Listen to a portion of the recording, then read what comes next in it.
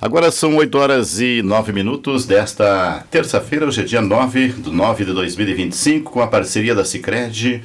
Juntos construímos comunidades melhores. Cooperativa Piá, orgulho de sua origem. Petrópolis Boulangerie, uma delícia de lugar na Serra Gaúcha, presente na sua vida há 70 anos. Superlogradouro está aberto até o 12h30, depois reabre às 2 e vai até às 8 horas da noite, com pãozinho, hoje em preço especial no Superlogradouro, e também com a Magazine Luiza. Estamos como parceiros, estamos no ar com o nosso café com leite desta terça-feira, então, tá certo, pessoal?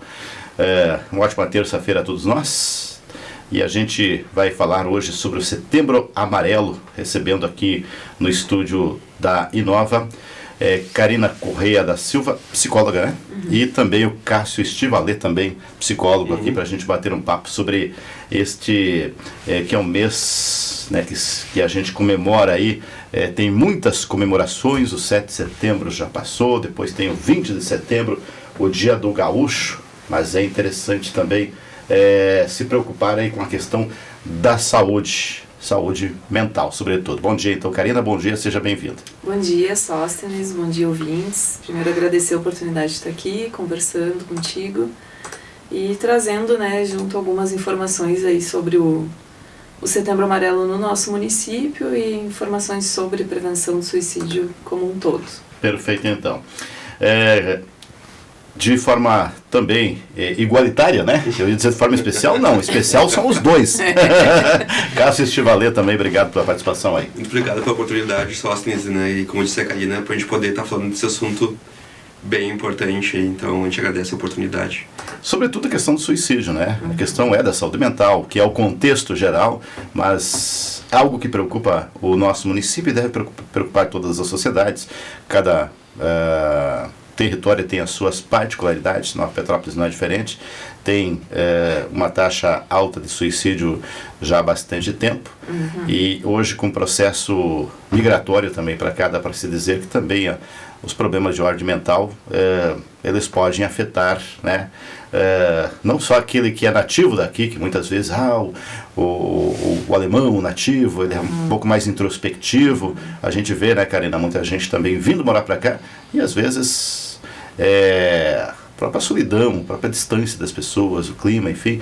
Eu quero que tu pincele um pouquinho aí o que pode fazer com que a pessoa se sinta um pouco mais, às vezes, afetado na sua saúde mental. Triste, todo mundo vai ficar em algum momento, Mas o que tem que se preocupar é justamente com a questão da saúde mental, e a família estar atenta aos familiares, amigos também, sobre a questão do suicídio, que é uma realidade triste, não é mesmo?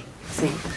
Sóstenes, acho que tu trouxe bem assim o tema, que aqui em Nova Petrópolis a gente tem uma cidade muito linda, muito bem estruturada em vários sentidos, assim, mas infelizmente a questão do suicídio ainda é algo, é um número preocupante ainda, na nossa cidade.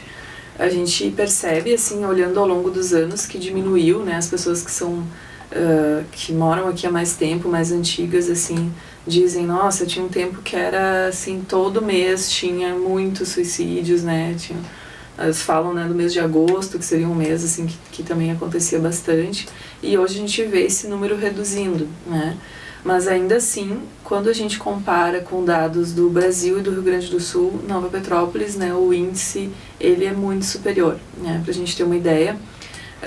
No Brasil a gente tem um índice mais ou menos de 8 suicídios por 100 mil habitantes, que é o cálculo que a gente faz epidemiológico, assim, para poder comparar populações diferentes, No Rio Grande do Sul, que também como estado no Brasil, ele está frequentemente no ranking ali, lidera o número de suicídios no Brasil. Então a gente tem um número de aproximadamente 14, pensando o ano de 2023, que foi um ano que teve um número grande, assim, em vários lugares. E em Nova Petrópolis, esse índice, se a gente faz o cálculo proporcional, ficou em 29, por 100 mil habitantes. Então, claro, se a gente olha o número absoluto, foram 7 casos. Talvez a gente pense que não é tanto, mas se a gente compara com outros locais fazendo esse cálculo pelo número de população, a gente se assusta, É um número, realmente, um índice que fica mais elevado. Tentando te dizer, assim, das causas, enfim, ou fatores que influenciam, né? Porque a gente fala que o suicídio ele é multifatorial, né? Ele não tem uma causa somente, assim, né?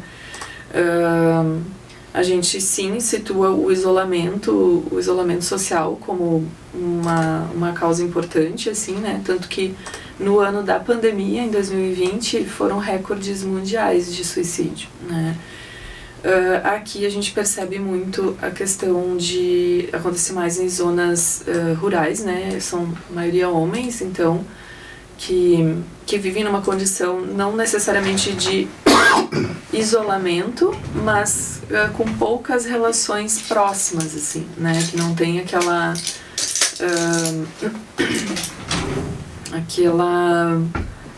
já tem algo dos homens, né? Então tu falou que os homens são especiais, também acho. Mas tem uma Não foi com essa intenção, né? Não foi com essa intenção que eu quis dizer. Mas a gente inclui os homens. Por que os homens são especiais, Cássio? Vou deixar o Cássio complementar. Ele, como homem, pode falar como... Lugar de fala, né? Lugar de fala. Complementa um pouquinho, Cássio. Acho que aquilo que eu estava dizendo, né, Sóstenes, é a questão dessa sensação de pertencimento à comunidade, assim, né? Acho que, né, muitas pessoas que cometem suicídio têm essa característica de se sentirem não pertencentes, né, à comunidade, aos locais, né? Pegando até o gancho, assim, que apesar de os idosos serem, né, o público que mais pratica, mais tem tentativas de suicídio, o crescimento maior tem se dado nos jovens atualmente, né? E muito dos jovens tem a ver justamente com essa ideia de tu não pertencer aos grupos, não pertencer à comunidade, né? Então acho que tem muito a ver com isso, né? Se a gente consegue se ver, tu falou da questão das pessoas que vêm de fora, né, morar aqui, que hoje em dia isso cada vez mais é perceptível, né?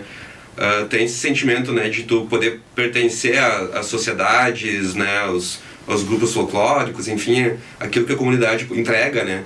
Então, à medida que tu vai conseguindo se sentir pertencente, isso ajuda bastante na ideia de, né, tipo, eu não tô sozinho, eu pertenço àquele grupo, né? Então, isso ajuda muitas pessoas, né, nesse intuito, né, de... Porque, como a Karina falou, não é um fator específico, né? Às vezes tem um fator desencadeante, tem um fator que provoca, né? Mas não é só aquilo, né? A gente pega só assim, aquilo ali que fez com que a pessoa tenha feito isso. Mas é muito simplista, né, essa teoria de que uma situação especificamente desencadeou isso, né? Mas então esse sentimento de pertencimento, assim, é importante. É um fator de proteção, na verdade. Exato. Mas, só para complementar sim. o que eu falei dos homens, que eu queria dizer, que é, na verdade, um apelo aos homens que possam pedir ajuda, né? Não, e é mais difícil para o homem, até por uma questão da natureza, né? Culturalmente, né? Dele dizer que está fragilizado, de que tu não é homem, né? O meu pai tem 92 anos completou, e tá tudo certo, não posso, como é que eu vou mudar ele agora? Tá tudo certo, quem chegou a 92 anos, mas ele mesmo disse essa semana, disse, pai, coloca uma blusa aqui, coloca uma blusinha, porque o senhor vai espirrar. Esse espirro de homem.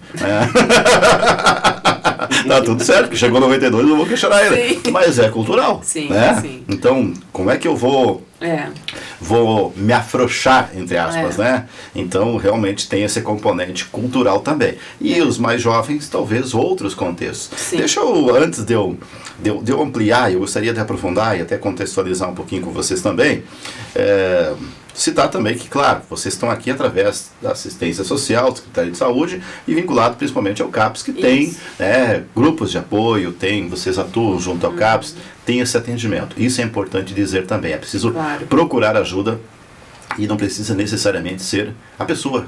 Pode ser um familiar, não é mesmo, Karina? Não, é isso que eu ia poder dizer, assim, que a gente tem aqui no nosso município algo que é muito precioso e que a gente não vê em lugar nenhum, que é ter todo o território do município com um posto de saúde de referência, uma estratégia de saúde da família. E se a gente olha, eu estava falando dos homens, né, que eles, além de não falar sobre seus problemas, eles também não buscam consultas, eles não vão procurar consultas médicas para olhar os seus problemas de saúde, né? Ele tem que chegar no posto de saúde e dizer o seguinte, assim, eu vim consultar porque sou macho. Isso aí. Não é verdade? Mas são várias questões, né? Às vezes é o trabalho também, né? A gente vive muito, aqui a gente percebe muito essa questão a pessoa só existe se está trabalhando, né? Os homens, quando se aposentam, também sentem aquele vazio de não ter, né, esse senso de utilidade, né, para a sociedade. Mas, enfim, retomando, né, a tua questão, assim, ali no CAPS a gente tem vários profissionais, a gente tem, né, profissionais da psicologia, psiquiatria, serviço social, enfermagem. Então a gente trabalha com acolhimento sem necessidade de agendamento, né? É um atendimento sigiloso, então, né, a pessoa não, às vezes fica assim, mas eu vou lá, vão ver eu indo lá, vou falar dos meus problemas. Mas assim, a gente trabalha com esse, né, com esse código de ética aí, né, de não... A não ser que a gente realmente precise acionar algum familiar se a pessoa está em risco, assim, né? Mas também a pessoa pode buscar suas unidades de saúde, né? Pode conversar com um agente de saúde. Todo mundo hoje tem um agente de saúde que faz essas visitas periódicas, né? Que é alguém que pode informar também. E nesse sentido até a gente tem na nossa programação um momento para conversar com os agentes de saúde, né? Que o que a gente percebeu já há bastante tempo, que a maioria dos casos de suicídio não são pessoas que iam consultar, né? Eram pessoas que a gente não conhecia, que a gente não tinha, assim, não estavam se tratando conosco. Então a gente viu a necessidade de que os agentes de saúde pudessem estar mais atentos a esses casos, né, de maior isolamento, ou às vezes a pessoa, né, pensando ali nos sinais de risco, alguém que tem o diagnóstico de depressão, né, ou questão de alcoolismo, esquizofrenia. Até isso, assim, não é que quem comete suicídio está deprimido necessariamente, às vezes é um ato impulsivo, né, mas é uma condição de risco. Ou a pessoa teve uma perda de emprego recente, ou um luto, ou uma condição crônica de saúde, né, alguma doença clínica que faz com que a pessoa tenha dor constante ou que não tenha cura, digamos, né, que ela tem que conviver com aquilo.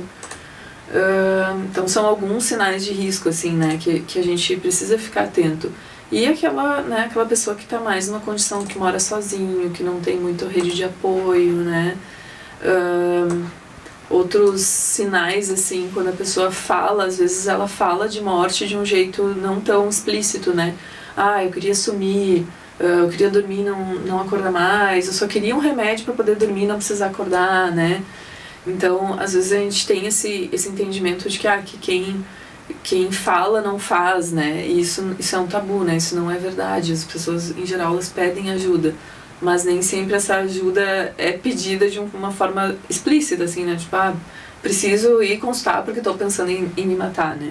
Não vem dessa forma, né? Perfeito. Pessoal, recebendo aqui a Karina Correia da Silva e também o Cássio Estivalé, são psicólogos, né, da Rede Municipal de Saúde, atuando junto ao CAPS. E a gente está abordando aí sobre o Setembro Amarelo, que é o mês de prevenção ao suicídio. Eu vou trazer uma informação, eu sempre tento checar. Mas hoje está complicada a questão da internet também, né? Mas eu vi ontem, inclusive, circunstancialmente, uma publicação e eu até estava procurando agora ver se eu tinha salvo para ver quem que era e para ver a fonte. Mas ele trouxe um contexto que talvez a gente possa conversar com a nossa realidade local. Porque muitas vezes a gente estigmatiza também. Quem é que tem suicídio? Pode ser suicida. Não, porque lá tem todos os problemas resolvidos. Esse não vai acontecer. Ele dizia o seguinte, assim, aqui nos Estados Unidos, eu estou falando, o detalhe é que agora eu falo dos Estados Unidos, Brasil é complicado, né? Pois é. Mas a estatística, pelo menos ela disse, ela checou, e ela disse que até checou junto à Economist, parece que sobre uma questão que nos Estados Unidos está caindo a expectativa de vida das pessoas nos últimos anos. Por quê?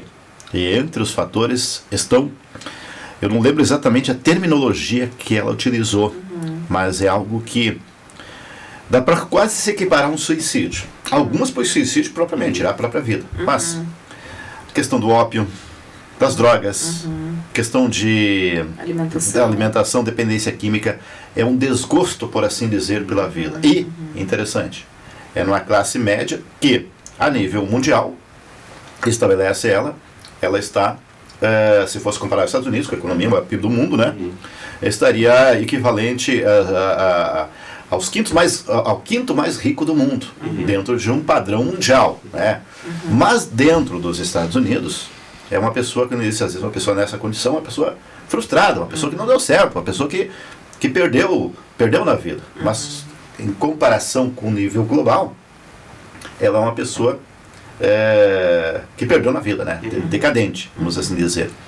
E essa questão de competitividade também nos traz isso.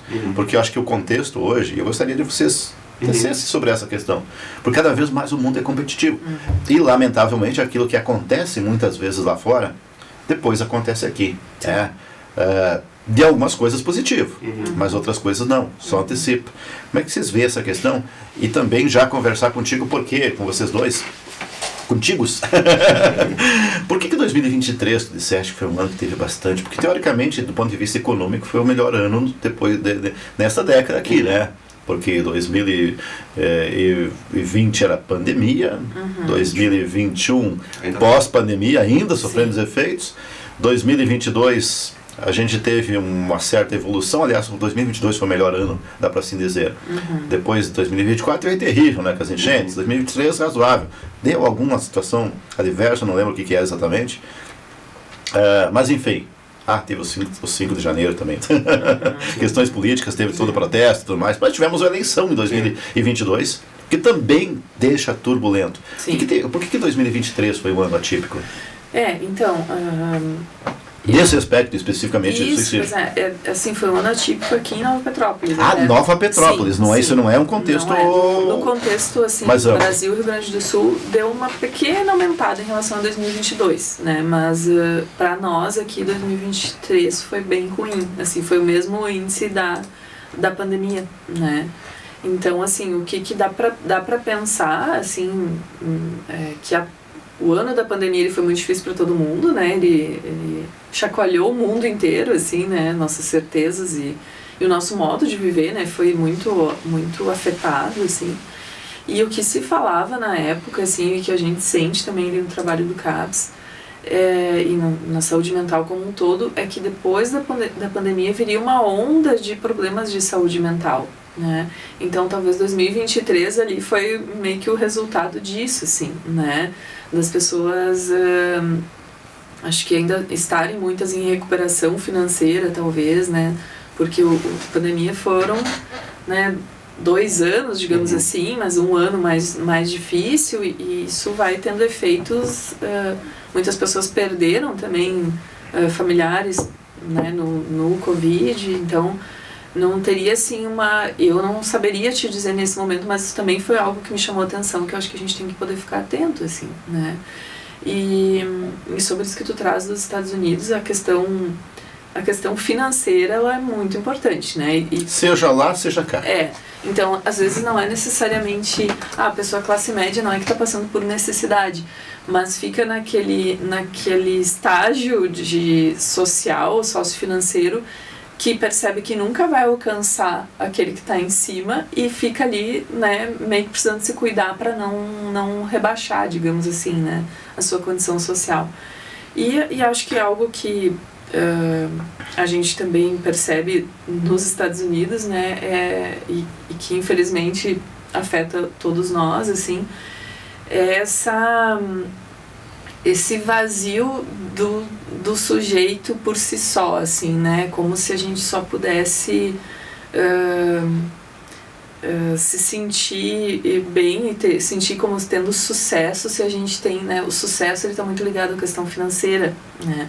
Então, se tu não tá no topo da pirâmide, se tu não fez uma carreira que tu foi lá alcançando várias coisas, tu é um fracasso, digamos assim, né? E isso a gente percebe muito entre os jovens, assim, né? Hoje a nossa geração aqui, a gente tinha muito aquela coisa de conquistar, né? Fazer uma faculdade, daí ter família, comprar um carro, uma casa, né? Hoje, para essa geração mais jovem, isso tá fora de questão, né? Muitos, assim, nem almejam, por exemplo, ter uma casa própria, né?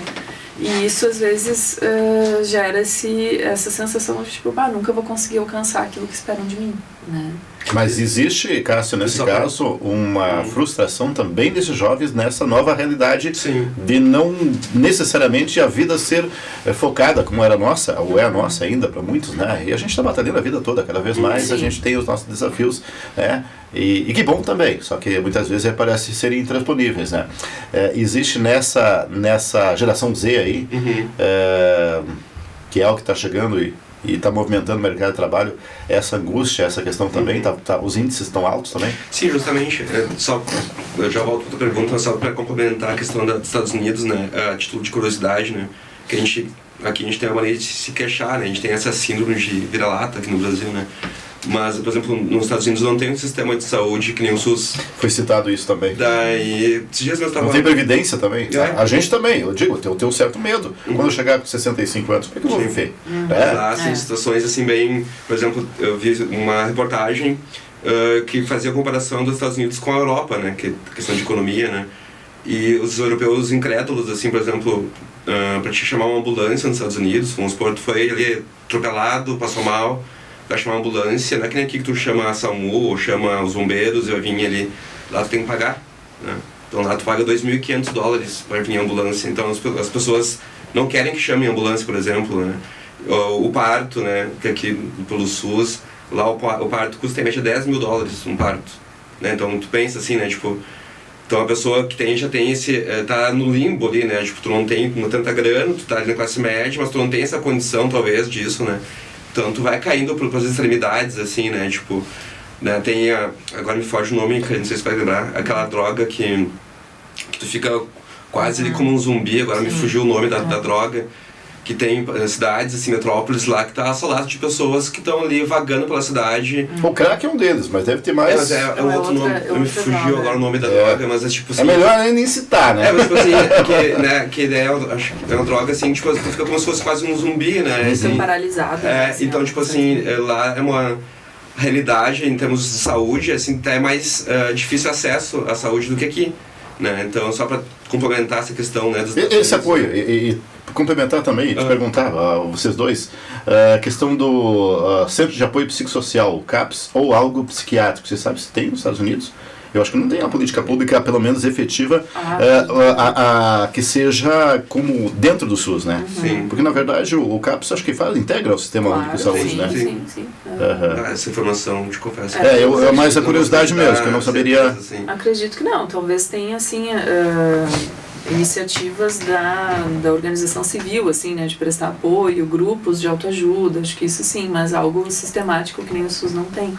Acho que por isso, né, Karina, a gente tem que valorizar muito esse trabalho que vocês fazem, porque, digamos assim, ele é um trabalho profissional, vocês, novamente eu digo no plural aqui, né, os profissionais da saúde, passando até inclusive pelos próprios agentes comunitários de saúde, que isso amplia esse olhar de vocês para dar essa acolhida, porque eles são o primeiro contato.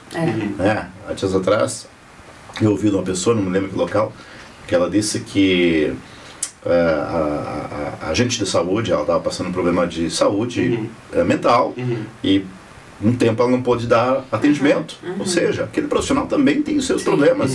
O médico, o psicólogo, o psiquiatra, nenhum tá imune, né? Nenhum está imune a essa questão. Então ter essa rede integrada, né, não só das entidades, mas da sociedade é importante para valorizar esse aspecto aqui. Vou deixar tu complementar e depois vou passar para o caso que eu fiz uma pergunta e encanei mais uma e a gente não respondeu, quase nem bom dia respondeu aí. Por favor, Karina. E tem uma coisa que eu acho que é bem legal do caso poder comentar sobre essa questão das bets, né? Eu acho que entra nisso isso é um problema. Das competições, assim. Mas isso que tu traz, né, dos agentes de saúde, nós profissionais de saúde, né, a gente, assim como os profissionais da educação, né, estão até mais expostos a ter algum problema de saúde mental, né. Então, por isso a gente também tem que ficar atento, assim, em ações de autocuidado, né. Hoje em dia a gente tem comprovação, né, vasta comprovação científica dos benefícios de atividade física na saúde mental. Então a gente gosta de divulgar também, a gente tem atividades ali no CAPS que são oficinas terapêuticas de atividade física. No município a gente tem, né, atividade nas academias de saúde, a gente tem yoga também em vários locais, tem o projeto Vida Ativa Coração Saudável. Então a gente estimula muito que a pessoa possa, porque a saúde mental ela é feita de pilares, né? Tem essa questão da saúde física, da alimentação, da atividade física, né? E não é só a gente, claro, a gente tá ali no CAPS para atender aquelas pessoas que estão em sofrimento, mas a ideia de prevenção do suicídio também envolve promoção de saúde, a gente ter uma vida mais saudável para correr menos risco de chegar numa situação de sofrimento intenso, assim, né? Perfeito. Cássio, sobre a geração Z. Pois é, até tu falou da questão antes da questão financeira e quanto isso influencia, né? Que a gente pesquisando sobre o assunto, a gente vai se atualizando, né? E tem essa questão dos jovens, né? Que tu falou da geração Z. Eu acho até que eles fazem um contraponto legal atualmente, que é a nossa relação com o trabalho, né? Que a gente vem de uma geração, tô com 40 anos, né? Que o trabalho meio que é o centro de tudo, assim, né? A gente consegue conquistar tudo a partir do trabalho. E hoje em dia os jovens, assim, têm questionado, né? Trabalhar 6 por 1, né? 44 horas semanais, 40 horas semanais, né? Qual é a relação na vida da gente do trabalho, né?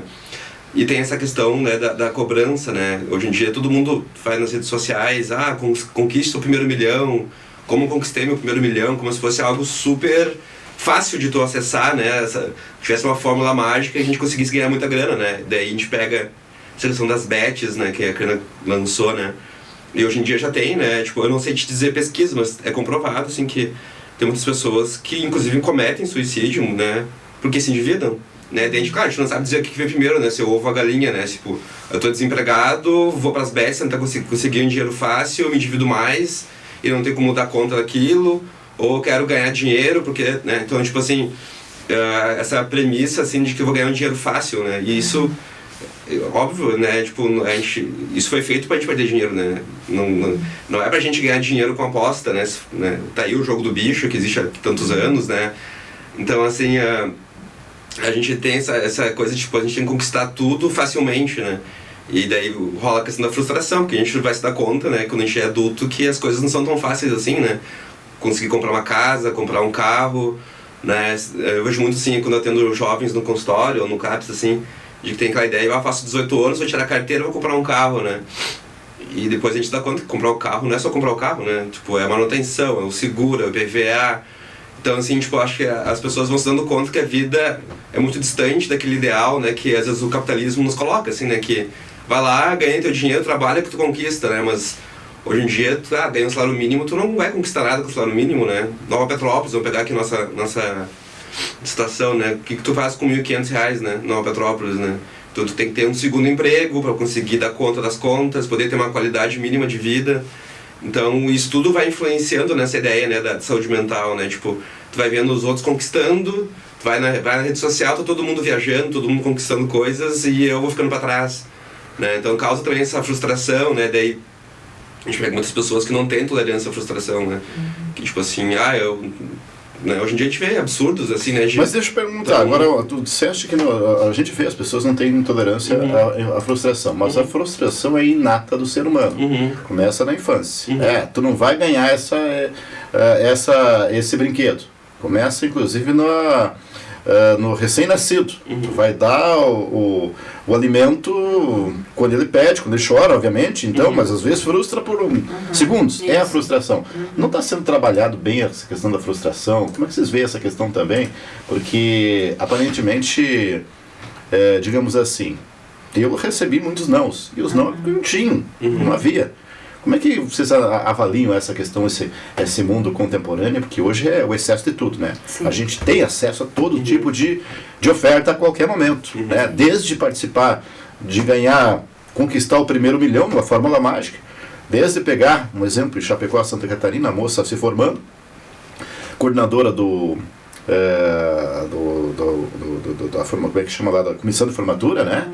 E ela gastou todo o dinheiro da formatura, da comissão para a formatura, depois fez uma carta pública aberta, ela assumiu num jogo tigrinho, algo do tipo assim, né? Ou seja, acaba tomando coisas que são irrazoáveis, né? Como trabalhar essa questão da frustração? É possível, Karina? É um desafio bem grande, porque mudou muito rapidamente também, né, as coisas. E eu acho que é bem como tu falou, assim, né? Só se dizer algo que a gente precisa trabalhar desde a infância, né? E a gente tem visto uma dificuldade mesmo, assim, dos pais de frustrarem os filhos, né? Isso sempre, né, acho que a gente é uma geração que foi mais assim, não tinha tanto esse cuidado, né? E eu acho que algumas coisas foram positivas dessa mudança na forma de cuidar dos filhos, de criar os filhos, especialmente também a participação mais ativa do pai na criação, né? Que antes o pai era ou aquela pessoa que ficava mais distante ou que vinha com a parte ruim, né? Com o castigo, assim. E agora a gente vê pais que se envolvem ativamente, né? Que dividem essa tarefa de cuidar dos filhos. Mas é bem isso que tu falou, assim, né? Do bebê a gente vai satisfazer, mas é importante que a gente possa, como pai e mãe, suportar que ele vai ter essa frustração, né? E não assim, ficar protegendo de todas as possibilidades de frustração. E aí a questão do consumismo, assim, né? Às vezes a gente não consegue, porque estar junto para dar transmitir essa possibilidade de frustração envolve presença dos pais, né? E às vezes, como o Cássio falou, a gente está em 2, 3 empregos, está envolvido no trabalho. Para compensar isso, a gente acaba, vou comprar um presentinho lá que ela vai gostar, e em vez de suportar aquela frustração também como pai e mãe, de que é um filho que, enfim, que tá brigando, né? Que tu vai ter que ali suportar aquilo e segurar ou não, assim, né? Mesmo podendo dar, né? Eu acho que é isso, assim. Mesmo que a gente possa dar tudo, a gente não pode criar essa ilusão na criança, porque em algum momento a vida vai frustrar. E aí como que ela vai lidar com isso, né? Há dias atrás meu filho disse: pai, eu tô entediado. Eu contei a historinha pra ele, e é uma história muito pessoal minha.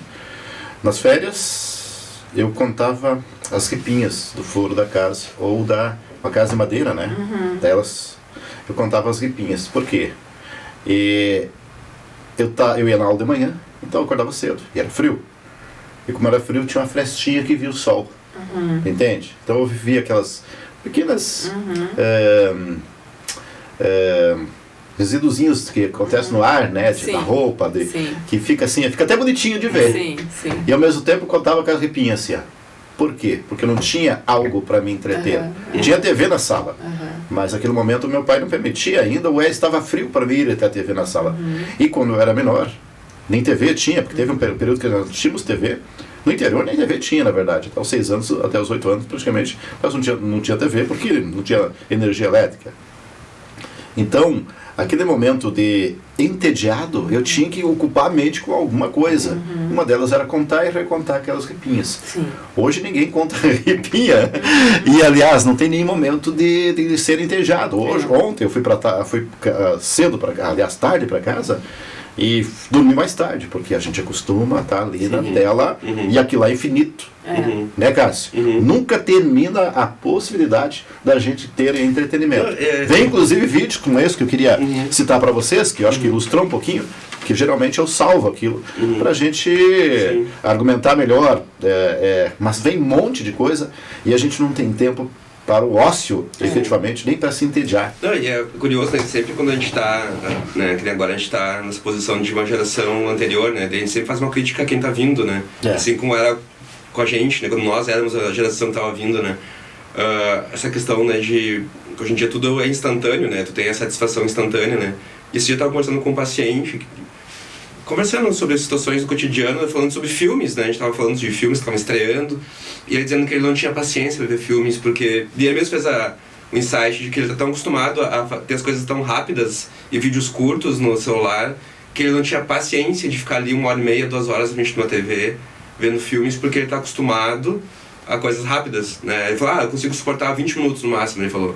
Né? Então, tipo, tu vê como a gente vai se habituando, o nosso cérebro, né, vai se habituando ao que a gente vai vivendo, né? Hoje em dia, né, tem o TikTok, tem o Instagram, tudo ali são videozinhos shorts ali, né? Reels, né, que tu vai ver ali instantes, e se eles passam muito, tu já fica ansioso, porque tá demorando demais, eu quero ver, né? O dedinho vai passando, tu nem presta atenção naquilo, né? Então, né, tu faz esse contraponto da tua infância, né, com o teu filho, né? Nós também tínhamos, né, na nossa época de infância, né? A gente não é tão velho assim, né? Mas, tipo... Que a gente andava de bicicleta. Bem claro, né? Que a gente andava de bicicleta, né? Tipo a gente não ficava em casa tanto, assim, morava no interior também. Então, tipo assim, a gente conseguia ter essa vida fora das telas, né? E é um desafio para os pais, né? Hoje em dia é muito mais fácil tu dar uma tela pro teu filho, para ele não ficar incomodando, do que tu parar o que tá fazendo e dar atenção para eles, né? Então é um desafio, né? Querendo tu que é mãe, né? Pode dizer melhor do que eu. Até ia perguntar. No caso, a Karina é mãe, tu não é pai ainda, né? Então... sei, mas não sou ainda. Não é pai, mas... Tipo, é complicado isso, né? É o desafio dos pais, né? Tipo, e essa coisa, tu vai juntando, né? E tudo isso, tu vê como são muitos fatores pra tu adoecer, né? Daí tu não consegue dar atenção pro teu filho, porque tu tem que trabalhar 2, 3 trabalhos, tu trabalha no final de semana, daí tu tem que arranjar alguém pra ficar com meu filho, porque eu tenho que trabalhar, e eu tenho que pagar alguém pra ficar com meu filho, é culpa que tu sente porque tu não tá junto com o teu filho, né? E o teu filho que te cobra, que tu não, né, não tem dinheiro pra comprar aquilo que ele gostaria. Então, tipo, são vários pequenos fatores, né, que vão adoecendo a gente, né? Então, o importante, assim, a gente vê muito, os psicólogos que trabalham com suicídio falam que o importante de tudo é tu ter a presença, né? Tu perguntar pro teu filho como é que ele tá, tu saber o que tá acontecendo, né? Ontem a gente tava pesquisando, a Karina e eu, sobre isso, a gente tava falando de uma notícia, agora desse ano, de abril, de um adolescente nos Estados Unidos que se suicidou, e muito a partir do chat GPT, né? Ele fazia interações ali com o chat durante meses, perguntando formas de como fazer, né? E foi indo até que ele fez, né? E os pais processaram, né? Agora me esqueci o nome da empresa que faz o chat ali, acho que é OpenAI. OpenAI. É isso. E processaram eles, né? Por dizer assim, olha, vocês foram negligentes, né? Como é que vocês forneceram informações desse cunho para um adolescente, né? Então, a partir disso, agora a partir do mês que vem, vai ter uma atualização do chat, onde os pais vão ser notificados das buscas dos filhos quando forem temas assim sensíveis, entende? Então, tipo, olha como a gente... cada vez que vai tendo novas tecnologias, vão tendo novos sintomas, assim, né? A gente vai vendo que as pessoas dão um jeito de burlar as coisas, né? Então, se a gente pode usar para coisas boas, a inteligência artificial, também a gente pode usar para isso também, né? Então, os pais têm que estar atentos, né? Tem aquele controle parental, né? Que tu vai lá, instala no celular para te saber o que teu filho está fazendo, o que ele está acessando. Então, é muitas minúcias, né? Pra gente estar atento, né? No dia a dia com os filhos, né? Já que falamos de filhos, Karina, como que é a experiência tua como mãe, agora profissional, mas mãe também, né? Nesse aspecto. E que idade tem a tua filha? Tem 6 anos. Tem 6 anos. Você fala de uma idade muito importante, que é um momento de interação, que não é mais bebê, mas não deixa de ser. E que a importância desse olhar, né? Principalmente dos pais estar presente, né? Então, como que está sendo essa vivência para ti? Uma pergunta mais de cunho pessoal. Enquanto isso, eu vou me ausentar um pouquinho desse posto. E tem uma cortininha ali que está me incomodando, que está atrapalhando um pouquinho o meu entrevistado, Cássio. Fala um pouquinho sobre a tua vivência ali. Me ajuda, então. Bom, Sóstenes, acho que a vivência da maternidade, ela é transformadora, assim, né? Mas pegando um pouco o gancho disso que o Cássio trouxe, assim, né? A gente, como pai e mãe, né, nesse momento a gente tem que travar batalhas contra as telas, assim, né, não é fácil, porque isso oferece ali uma satisfação muito imediata, né, e dá pra perceber, assim, eu percebo muito nitidamente quando ela fica mais tempo no celular que alguém dá, né, em geral as avós, assim, porque, né, eu tenho conseguido, pelo menos o meu telefone não dou pra ela, mas dá pra perceber, assim, que depois de um tempo mais prolongado de uso de telas, ela fica mais irritada, ela fica mais impaciente, né, é bem diferente e fica mais difícil de conseguir que ela aceite outras propostas, assim, de brincadeira ou de atividade, né. Então, tu falou essa história da ripinha e da luz com as partículas, assim, eu também tenho uma lembrança parecida com essa. E como é importante a gente cultivar o tédio mesmo, né? Porque o tédio, ele faz a gente criar, faz a gente ter essa possibilidade criativa, essa imaginação, isso que bom que marcou, que até hoje tu lembra. A gente só consegue ver uma imagem numa nuvem por conta do tédio, né? Senão isso. A gente nem percebe que tem uma nuvem, não é verdade? A gente às vezes não percebe que tem um dia ensolarado, tá bonito. Sim. A gente só consegue, olha pai, olha filho, lá tem um elefante. Porque aquilo faz aguçar a nossa imaginação, né? E isso, assim, né, acho que poder a gente resgatar e talvez até tentar aprender com as crianças aquilo de olhar a florzinha, olhar a formiguinha, né, de poder se encantar de novo com isso que é do simples, que é da natureza, né, eu tento ter bastante momento com ela, assim, na natureza, até porque é algo que eu acho que faz bem para nós também, né? Acho que tem até indicações terapêuticas, né, das pessoas passarem 20 minutos dentro de uma área verde ou de uma floresta, né, que é o banho verde que se fala. Então, e isso gera memória, né? Isso gera marca e gera essa base também pra gente lidar com os desafios depois. Tu falou desse tempo que tu tava ali pesquisando, que a gente fica no celular, todo mundo fica, né? Às vezes tu fica ali, quando tu vê que passou 1 hora e tu não lembra de nada que tu tava assistindo, né? Nada assim muito relevante. Tem uma coisa ou outra, né? Mas esse excesso, ele também produz que nada tenha muito peso, né? Que nada faça marca.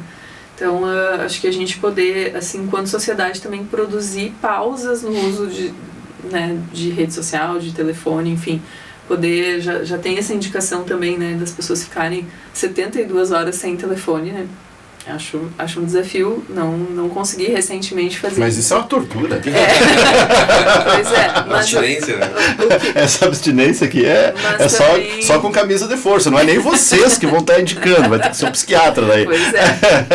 Mas já tem essa tendência, assim, né, da gente precisar fazer um detox de rede, né? De tecnologias, digamos assim. Cássio, agora que a imagem tá boa aqui, deixa eu passar pra ti. Parecia bonito, né? Não. Antes tinha uma cortininha que aparecia à tua frente ali. Eu tava me incomodando com ela, fazia tempo que eu queria lá. Agora foi lá. Em casa vendo e... vendo só parcialmente. Pois é, Cássio, o que acontece? A gente também está nesse mundo que muda muito rapidamente, a gente nunca teve mudanças tão significativas e rápidas como a gente está tendo hoje, né? O chat GPT, a inteligência artificial, essa necessidade que muitos também vendem e ganham muito dinheiro com isso, né? Hoje pela manhã eu estava vendo, também nem sabia que era o tal... Não, vou usar porque tem uma tal de crença ali também. Também, por que não? Legendários, uma filosofia, uma questão que envolve religiosidade, mas que também envolve autoafirmação, mas que também coloca em dúvida também. Então tem uma série de fórmulas. E às vezes essas fórmulas, nem todas elas trazem um benefício que o ser humano possa crescer como ser humano. De que forma? Agora tentando achar a fórmula. Se não tem fórmula, de que forma assim tu diria como psicólogo para a sociedade como um todo, o que dá para entender dessas mudanças abruptas que a gente está tendo, como lidar com isso, né? O que não dá para deixar de lado.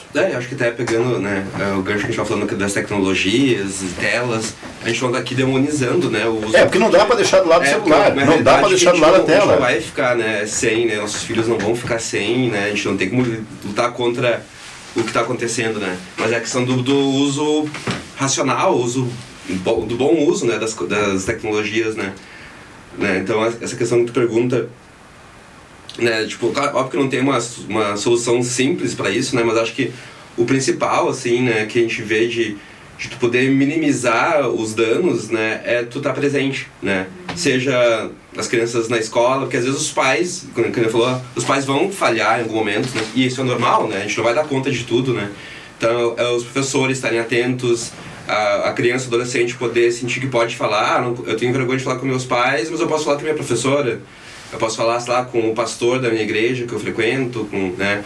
Então, assim, tipo, a gente ter esse sentimento de comunidade, né? Então, a gente saber que, eu posso falar com alguém que vai me escutar, né? Que parece muito simples isso, né? Mas hoje em dia é difícil as pessoas pararem pra escutar, né? É nessa correria nossa, assim, né? Eu vejo, claro, nosso trabalho é esse, né, Karina? Mas, tipo, às vezes eu me surpreendo com pessoas que tu vai atender, as pessoas, obrigado por me escutar, né? Às vezes eu fico assim, mas esse é o meu trabalho, né? Mas, tipo... Como as pessoas estão carentes, né, de pessoas que parem, que estão fazendo, deixa o telefone de lado ali pra ficar te escutando ali 1 hora, né?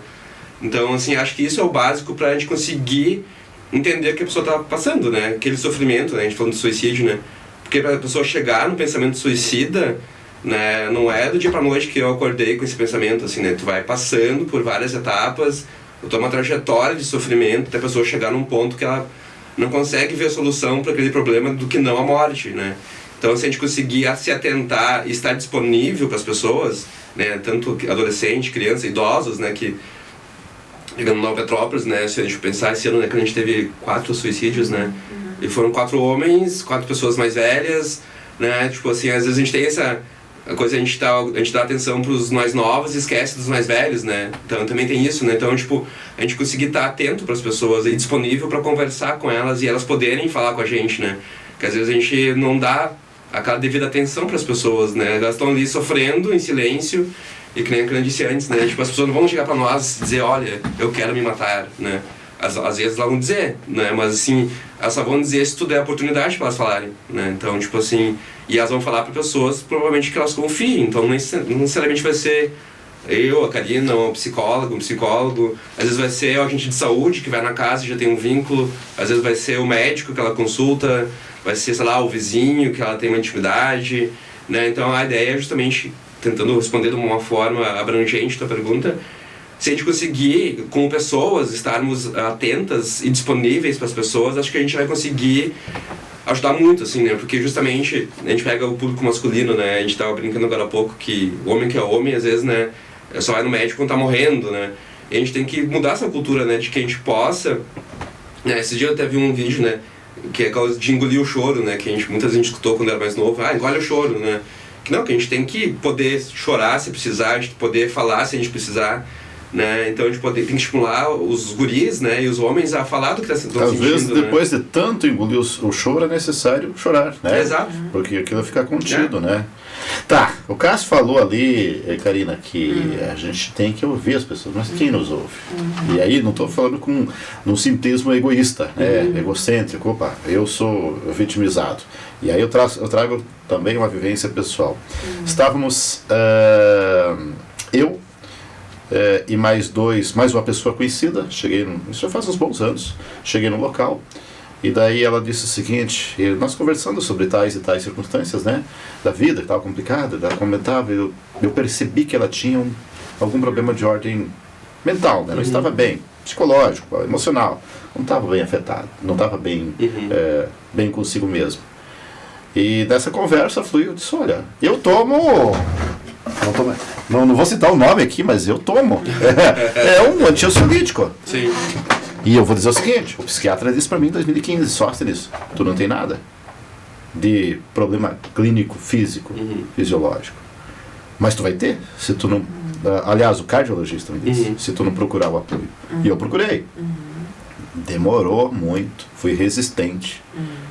E depois procurei e digo, olha, que bom é ter um controle, se eu não consigo de outras formas. O bom é, se eu conseguisse praticar toda a atividade física, e eu faço meu esforço de vez em quando, né? Vocês viram, né? Só hoje subi na escada ali porque eu perdi o elevador, né?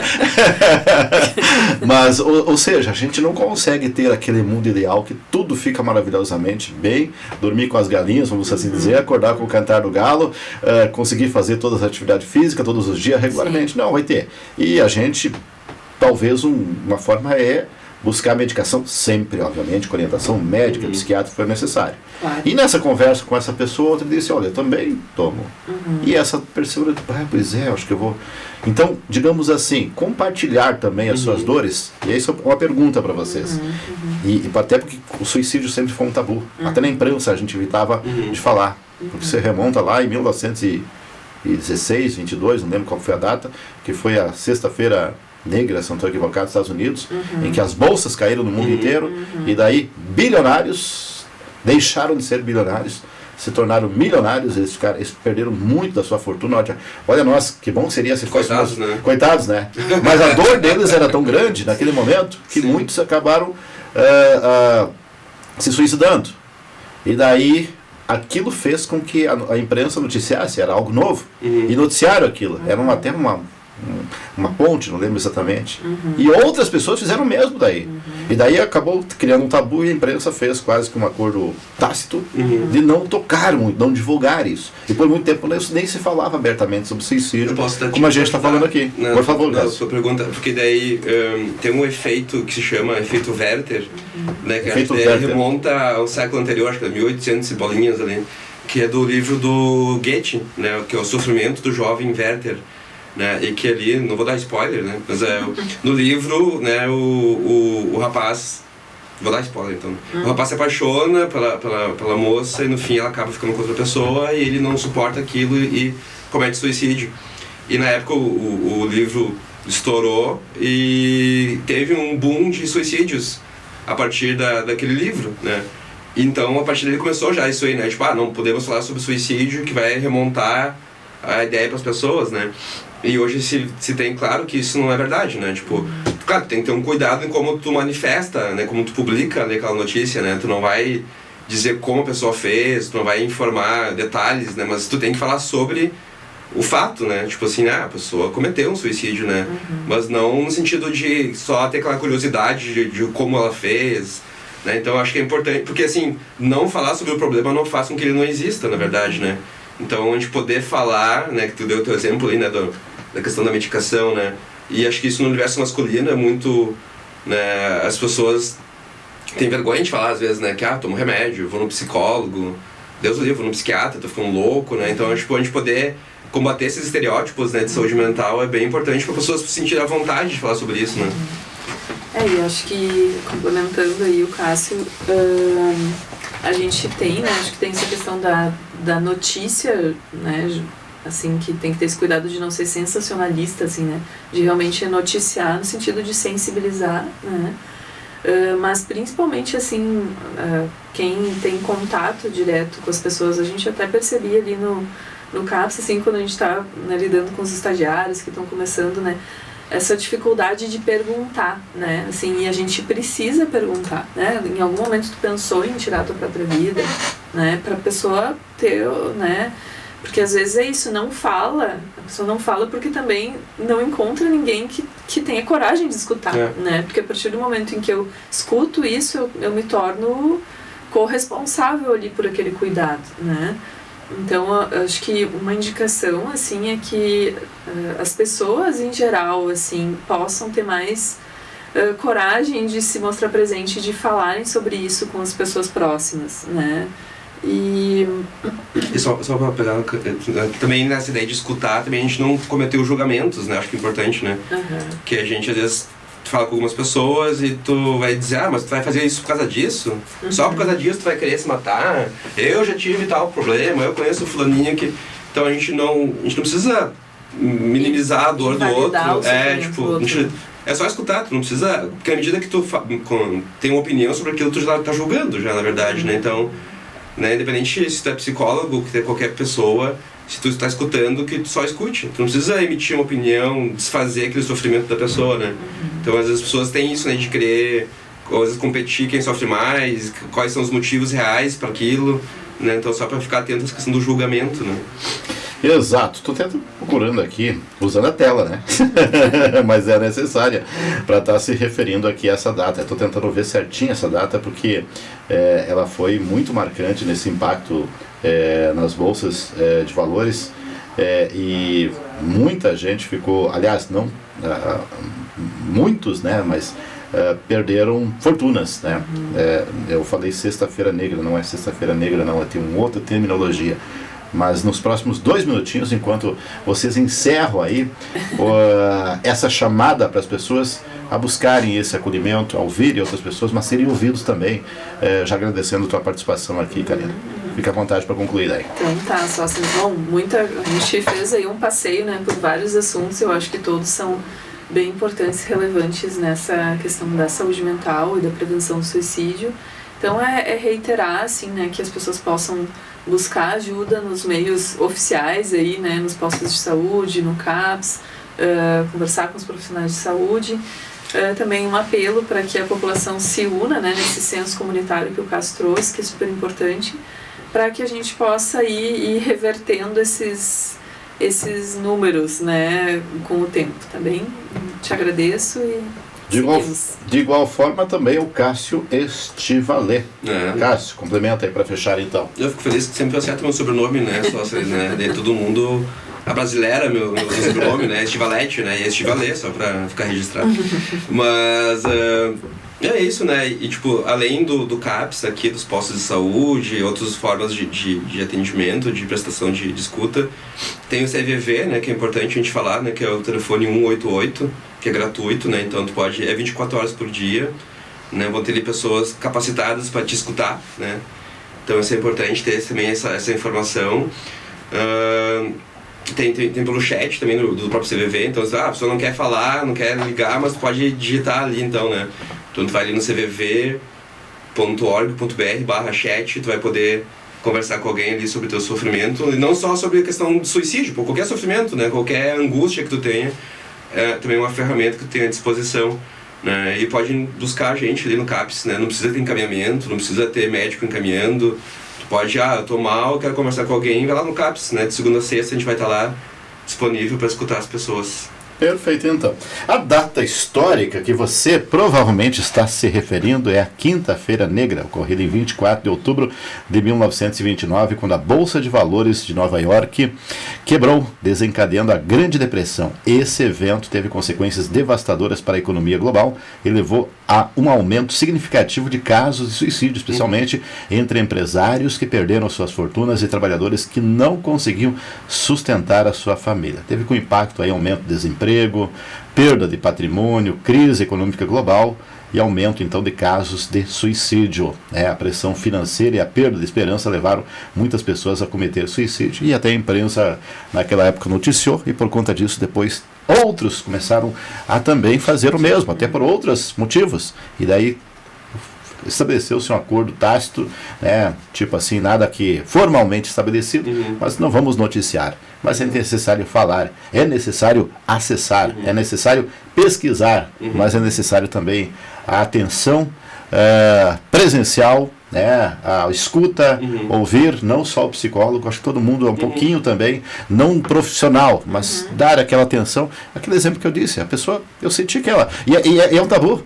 Não, Sóstenes, tu toma uma medicação, talvez até a gente ache que seja, que muita gente, vê a quantidade de farmácias que tem aí, mas também não só apelar para isso também, né, Cássia e Karina, né, não só recorrer.